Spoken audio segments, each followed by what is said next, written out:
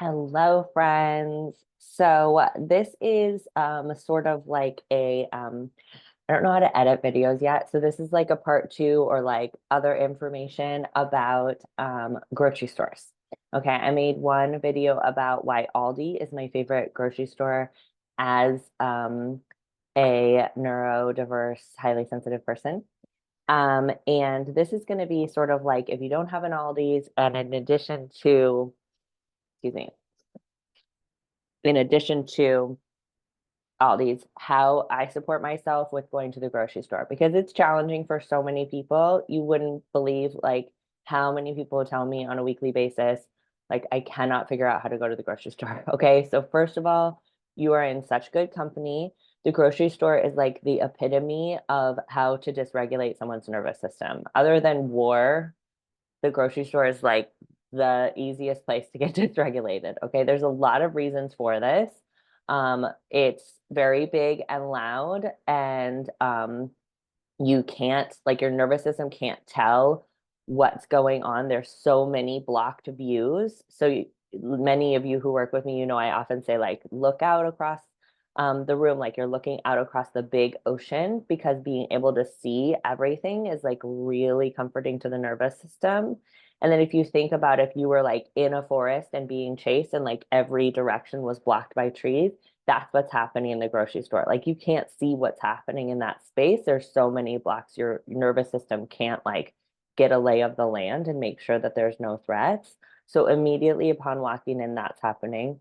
Also, there's typically giant overhead lights, which are those fluorescent lights are like particularly activating for people who are neurodiverse. They've done tons of studies about like how people with neurodiversity perceive those lights in a different way. So they typically have those like huge, giant fluorescent lights. And then they have shiny floors often, which create a glare. And the glare from lights can also be very difficult for neurodiverse people. And then there's never any carpet or like wall um, coverings. So there's a lot of like clangy reverberation of the sound. So there's nothing absorbing the sound like you might have in, let's say, a clothing store where like a lot of the fabric would absorb it, or a store that has some carpet. So grocery stores almost never have that. They have just like tile or whatever, not carpeted, and they don't have a lot of fabric in there. So there's nothing like absorbing the sounds. So then another aspect is that there's some decision fatigue and like choice overwhelm. So there's typically so many choices that it can really overwhelm someone trying to like understand all the information. And it's set up to sort of like confuse and stress you out so that you end up picking things that are more expensive. So like they have psychologists that set up grocery stores to make you stressed out about like picking sales and stuff, and the sales are meant to confuse you so it seems like it's a better deal. And because some of us know that, we're like then questioning and trying to understand like the breakdown and choose the cheaper one and choose the, and then you have all the stuff about like diet culture and the like morality of people who promote like organic or natural foods. So, we can feel like we're making a moral choice when we're choosing food also, whether it's morality based on like diet culture or morality based on like organic natural foods culture. We can feel guilty and scared about that. And then you also invite in the financial aspect. So there's just like more than enough reasons for the grocery store to be a setup for your nervous system. So, I'm going to share with you today some of the things that I do to support myself in navigating this whole shebang. Okay. So, first of all, I think about when I'm going to go to the grocery store, and I think about this like not just according to the week, but like according to the month. Okay.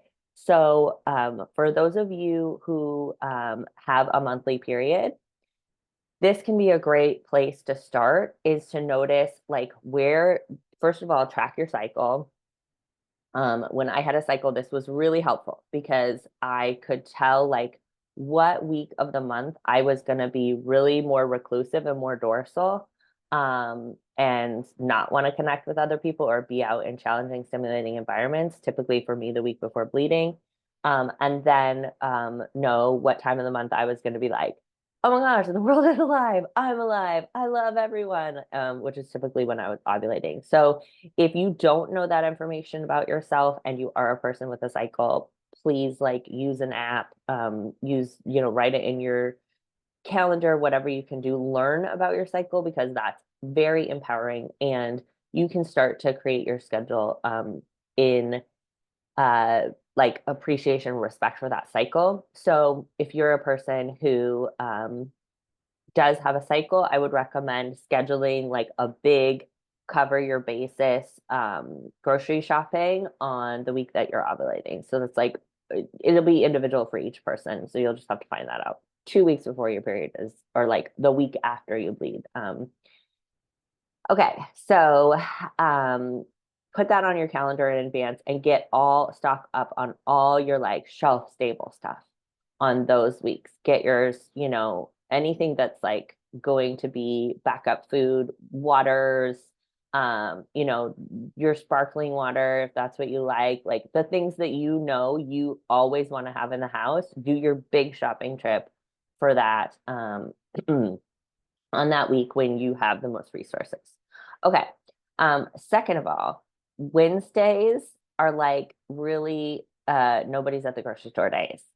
People do sort of like a beginning and the end of the week run. And if you schedule your grocery shopping trip on a Wednesday, you're gonna have a lot less people there. Also, if you have the capacity to go like mid-morning, like between like 10 and 11, that is like there's nobody at the grocery store. It's my favorite time. Okay, so this is all under the category of coping ahead, right? Like planning, thinking, when am I going to do this? Okay, when's going to be the most ideal time for me? Then the other thing that you can do is think about like, how does my nervous system respond when I'm in the grocery store?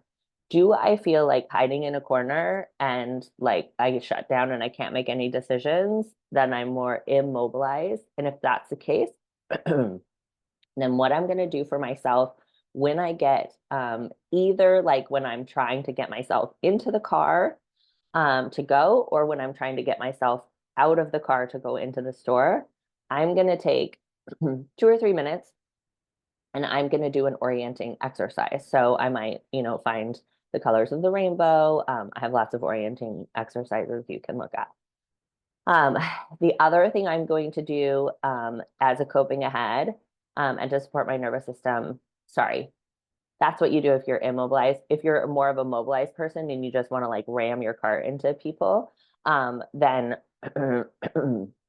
you can do some gentle movement before you get in the car, before you get out of the car to go. So some rocking, some progressive muscle relaxation, some stretching, etc.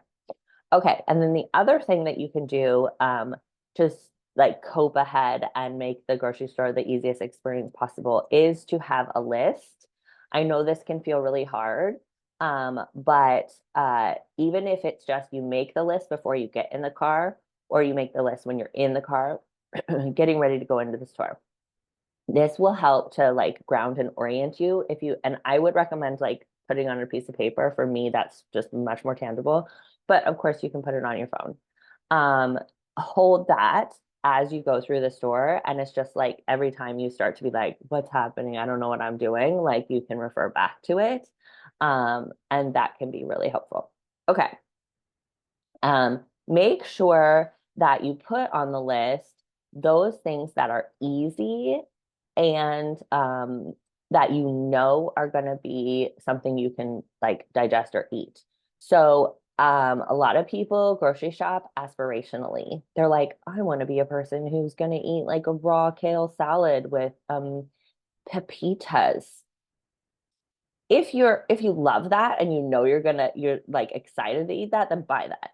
If you're a person who for yourself, you end up eating like ramen or sweet potato fries or a microwavable pizza, like just buy the things that you like. Or if you know that you're a person that's gonna like stare at a fridge full of pepitas and kale and you're gonna go to Taco Bell instead, like buy the things that you know you can eat. It doesn't matter what those are. If it's Cheez-Its and pudding and ice cream and cereal and toast, great. And then, you can like start to add more nutritional, like as your nervous system is able. But a lot of us just like don't eat because we can't figure out how to eat the things that we're supposed to. And then we end up eating junk anyways. So just like eating the junk to give yourself, and I don't even like the word junk because it's morally, but eating the things that we're not supposed to eat will give you some like blood sugar balance so that you can get yourself to a point where you're going to actually like get your appetite and digestion back on track. So my philosophy is just like eat calories and buy at the store those calories that you know you can do. Like I every single day for lunch I have ramen with gochujang and spinach and tofu. I know how to make it. I know I can make it in time in my like half-hour lunch break. I know that I will feel like eating it. So far, so good, like 2 or 3 years running. I know that all of those things can be like pretty shelf stable so long as I have fresh tofu. And I also always have frozen edamame, so I can add those. I know that my body does really great with all that combination of food. I like the taste of it. I can eat it. It fills me up for a while. I can digest it. So like I know that I can have that and I have that all of the time, always. Um, and if I want to get creative and have something else one day, of course I can have it. Also, like for breakfast, I know I can do peanut butter toast. Like I just know I can do it. It always works. Um, and then I always keep like nuts and chocolate chips and cranberries, dried cranberries by my desk. Because on days when I like actually can't do a meal, I know I can do that. Also, I've made a video before about peanut butter, banana, soy milk smoothies, chocolate chip smoothies. I know my body can do that. So like I have myself so stocked with those things that I know 100% of the time I can eat. And that is what I recommend you put on your list. Okay, and don't worry about being creative. Like you can eat the same thing every day. Okay. Now, while you are in the store, some strategies. Okay, you may notice I wear a hat with like an overhead over the eyes thing all of the time. Why? Because it makes me feel kind of comforted and held, first of all. Second of all, this aspect of it gives me coverage from overhead lights. So if I'm out at a store with big lights or in any environment with overhead lights, even in my house, because sometimes my kid wants to put on the overhead lights, this protects me and makes me feel less overstimulated. Even if you're not a person who feels highly stimulated by overhead lights, it is using resources. So like that spoon analogy, like you are using spoons on processing light. And if you can eliminate some, why not? Right? Like, why spend all your spoons at the grocery store? That doesn't sound fun. Okay. For those of us who have like more extreme light sensitivity, these are by a company called Solar Shield, and they are night driving glasses. So you can see they have like a yellowish tint. And I wear these in stores when I'm feeling particularly sensitive to light. I've been taking this vitamin Visivite, which has been helping with my light sensitivity, so I haven't needed them as much, but I always use them when I'm night driving. They have like a covering here, so they will cover if you didn't have a hat on. You see, they would cover the light from overhead, and they have coverage on the sides as well. And do they look super cool? I don't know. I think feeling good is super cool. So for me, it works. If you're a person that thinks these look like dorky or weird, then like do what you want with it. But I would invite you to consider like, would you rather feel better in your nervous system or look cool? My glasses have a medical filter of this like gray blue thing, and that's also for my anxiety. And again, does it look super cool? I don't know. Again, cool to me is like feeling like I'm willing to be on the planet. Okay. Another thing is these loop earplugs. I mentioned them before. They are fantastic because you can hear regular conversation while you have them in. And they just like take things down a notch. That's really comforting. So I often wear these in noisy environments like a grocery store. Also, I put them on sometimes under like a headphones like this, like a more prominent looking headphones. And I can either play like comforting music or encouraging like podcasts or something it while I'm shopping, which kind of like makes me feel like I'm less in the distracts me a little bit from the overstimulating environment. Um, but it also makes it so I kind of feel like people aren't going to talk to me, which I think is great if you're feeling like you don't have the capacity for human interaction. On that same note, if you try to find a store like Aldi's that has self-checkout, then you can even further like eliminate that like having to interact and having to like fumble with your wallet and having to that whole deal. You just do self-checkout. Okay. And I will put in the description the video I made about why I love Aldi's. It is just for so many reasons. Like there's no choice. There's only one kind of everything. They have no sales, so you don't have to decide. They have smaller fluorescent lights. It's a smaller store and you can see more of what's going on and you can learn it really well. And they have the self-checkout. There's just like, I love Aldi's. I'm a huge fan. Okay, last thing I forgot to say is that I love this Bach Rescue Remedy natural stress relief flower essences. It's like a little spray. They sell it alcohol free or with alcohol and it is something you can take like as many times in a day as you want. Not the one with alcohol though. I would buy the alcohol free one so you don't feel like worried about that. Um and you just take some sprays and it's so magical. I love it so much. And you could take that before you go into the grocery store as like support. Okay. Anything else, my friends? Tell me what other ideas you have to help yourself with getting to the grocery store. Oh, and order everything that you want online. Like do that. Let yourself do that. Order tons of stuff online because we don't need to be a hero. Okay. So if you need something from the store, great. Do all these things to support yourself. If you can get it online, get it online. Okay. I love you so much. Tell me what things you do. And if you are interested, come join our school community group. I'm so excited about it, and it'll be in the description. These are the kind of things that I want us to be able to exchange in the school group, like tips on how to do this and how to do that, like how to support yourself with this, how to make life less stressful, because it's just it's too much sometimes. Okay, love you, love you. Hope to see you in the group.